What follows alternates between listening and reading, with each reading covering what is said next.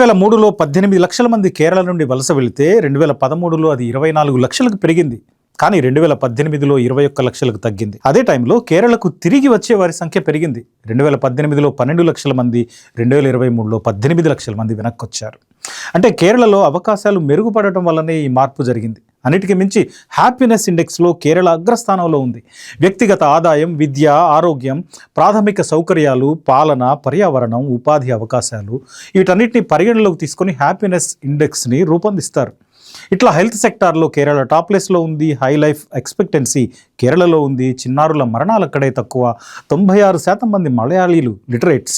ఇక public schooling system చాలా స్ట్రాంగ్గా ఉంది. హ్యూమన్ డెవలప్మెంట్ ర్యాంకింగ్స్ ఇండెక్స్లో జెండర్ ఈక్వాలిటీలో టాప్ ప్లేస్లో ఉంది కేరళ. పేదరిక నిర్మూలన, హెల్త్, ఎడ్యుకేషన్, జెండర్ ఈక్వాలిటీ ఇట్లా ఈ రంగాల్లో కేరళకు సమీపంలో కూడా మన దేశంలోని ఏ రాష్ట్రము లేదు. పర్యావరణ పరిరక్షణలో కూడా కేరళదే మొదటి స్థానం. వేస్ట్ మేనేజ్మెంట్లో కేరళ ముందుంది.